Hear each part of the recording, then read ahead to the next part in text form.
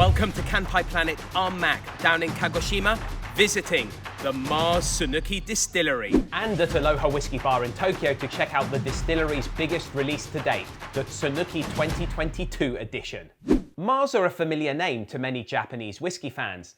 They're Japan's fourth largest whiskey company and are owned by Hombo Shuzo, which is part of the Hombo Group conglomerate, which has interests spanning logistics, retail, food, and drink. Hombo Shuzo have a long but patchy history with whiskey. They got a whiskey license in 1949 and bottled other companies' whiskey while working on their own distillation plans, which began in earnest up at their Yamanashi factory in 1960. That lasted until 1969. Distillation resumed from 1981 to 1984 down at their Kagoshima factory, then switched to Mars Shinshu, which opened in 1985. That too went through a hiatus from 1992 to 2011. Finally, the Tsunuki Distillery began operation in Kagoshima Prefecture's Minami Satsuma city, where distillation began in November 2016. To recap, Tsunuki is Mars's second active distillery and the fourth in their whiskey-making history. So Mars have quite the setup now: 2 distilleries and 3 aging environments, Shinshu and Tsunuki, and their aging cellar on Yakushima Island. They're taking full advantage of these different environments with various releases distilled in one location and aged in another.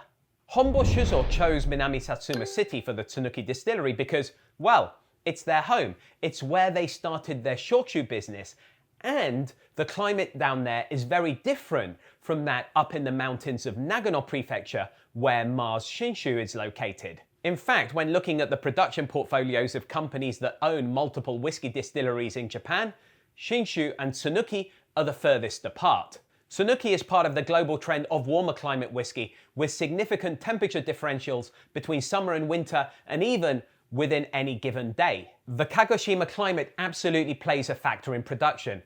For example, their stainless steel fermentation tanks have a water jacket because of the humidity, and the Angel share is a whopping 6% compared to 2% at a typical Scottish distillery. So, what's the Tsunuki Distillery flavour profile? Who better to ask than Tatsuro Kusano, Distillery Manager and Blender, who, after learning the ropes up at Mars Shinshu, transferred down to Kagoshima to oversee the construction and development of Mars Tsunuki. 一番重要で、ここはもう変わらないっていう部分は一つあって、でそれはやっぱこの蒸留機の形と、一番でかいのはこの冷却機、ワームタブ冷却機だからこそ出る味っていうのは僕はあると思っていて、でそれはTsunukiに共通して全てある。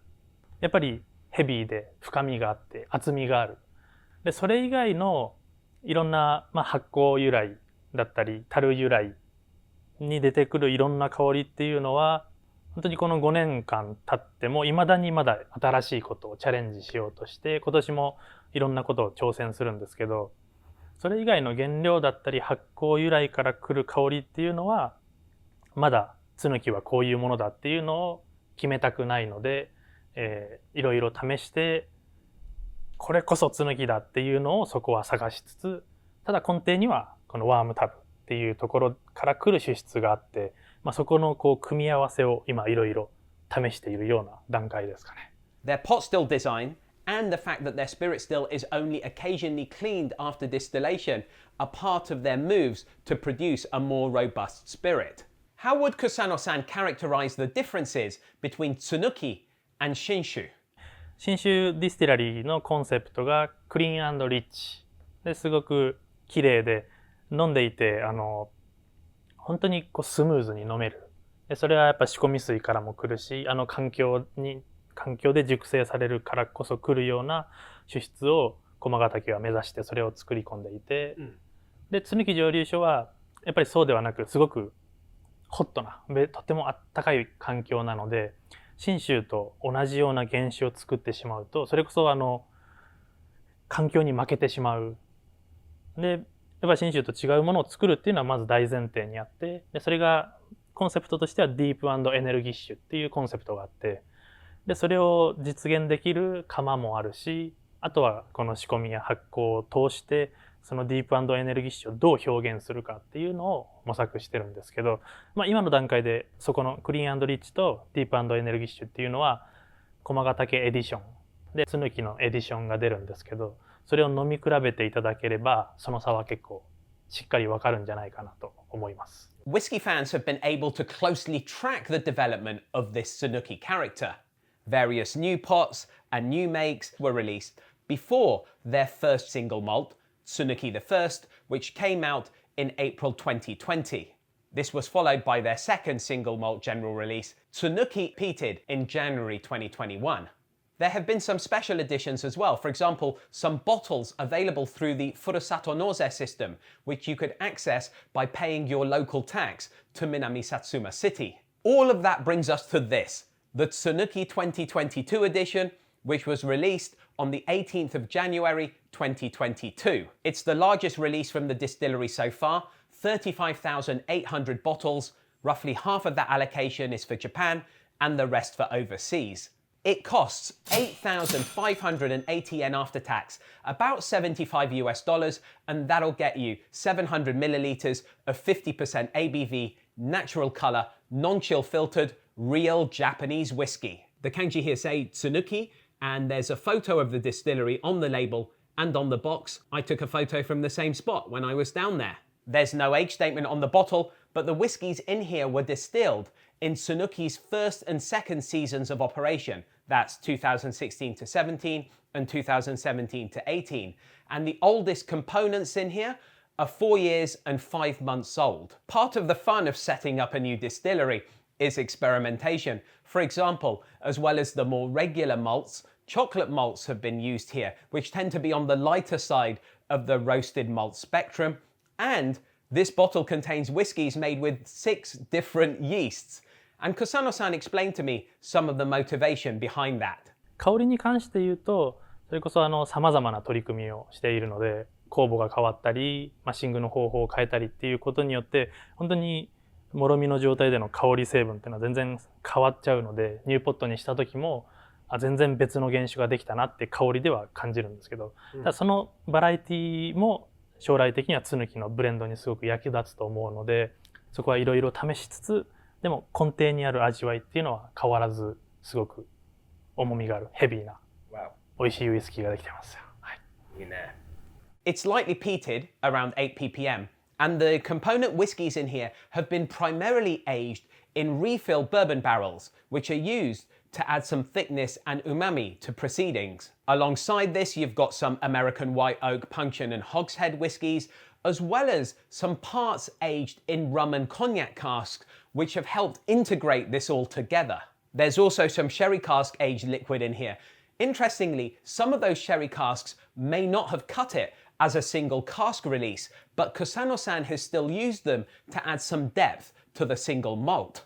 多分シングルカスクで出して一番受けるのはツヌキはシェリーダル、シェリーカスク。もう本当に強い味が出て、ドシェリーになるんですけど、結構ばらつきも多くて、なかなかこう安定した味をシェリーダルは作るのは難しいなと思っていて、シングルカスクっていうよりもやっぱりツヌキのシングルモルトでブレンドした上で安定したツヌキっていうのをやっぱり表現していきたいなと思うので、そうなると、シェリーダルも一部絶対にブレンドでは使うんですけど、そこまで強めに持とうとは今してない感じですね。美味しいですよ。So Kusano-san guarantees it's delicious. Let's put that claim to the test. I guarantee that 2022 is going to be a huge year on Kanpai Planet. Join us by subscribing, liking, and sharing these videos with all your drinks-loving friends. Let's check out the colour. A lovely burnished russet muscat. On the nose. That is lovely. I'm getting a lot of malt and some associated notes along the lines of milk candy, salted caramel, and butter toast. I'm getting some apple pie and custard, which is reminding me of British school dinners. Not normally a great memory, but in this case, it is. On that dessert theme, I'm getting some lemon cake and some mugicha, some barley tea. Kanpai. Credit where credit's due. They've done what they set out to do. it's got thickness, it's got weight, and it's got great structure. That malt is there on the palate, and it's joined by some orange, a bitter orange. In fact, this dram has a bitterness which is really well integrated into those sweeter, fruitier characteristics. That peat has added a touch of phenol, that nice medicinal taste, not the band-aid off flavors, and it's pulling everything together nicely. There's a surprising amount of complexity for a 4-year-old whiskey. The finish is medium long. This is a great winter's dram. It's really warming me up inside, and that sweetness and bitterness is kind of moving in and out, oscillating like a sine wave. So, what's the verdict? Sapid, bully, commendable, and I love it. To be producing something of this quality and depth after just 4 or 5 years really bodes well for the future output from the distillery. These Tsunukis are definitely brasher, bolder, with more body than their Shinshu compatriots, that's for sure. Wow, I keep coming back to it. You can see the dram's almost finished. It really does have that umami which they tried to bring in from the refilled bourbon barrels. I'm going to compare this to Tsunuki the First to see what an extra year, at least on average, of maturation and an extra season of distillation have given us. As I mentioned earlier, this was the first general release from the Tsunuki Distillery back in April 2020. 9,984 numbered bottles were brought out. No age statement, it's a 3-year-old whiskey. It's lightly peated at 3.5 ppm. It's non-chill filtered and natural colour. It uses primarily bourbon barrels, along with some other cask types such as sherry casks and virgin American oak casks, and was bottled at a natural cask strength of 59%. If you were able to snag it at its recommended retail price, this 700ml bottle would have set you back 11,000 yen after tax, which is about $100 US. Colour-wise, it's roughly the same as the Tsunuki 2022, a touch darker. On the nose, that malt is there, along with an acetone note, which is probably a combination of the higher ABV, 59% versus 50%, and also the youth of the bottling. It's also much woodier than the 2022. I'm getting quite a strong wood shavings note. Along with that, I'm getting some vanilla, I'm getting some apples, I'm getting some orange, and I'm getting some green grapes. Kanpai. That thickness, that body, and that depth is definitely there, but things are a lot mellower in the 2022. We haven't got a direct comp because of that difference in the ABVs.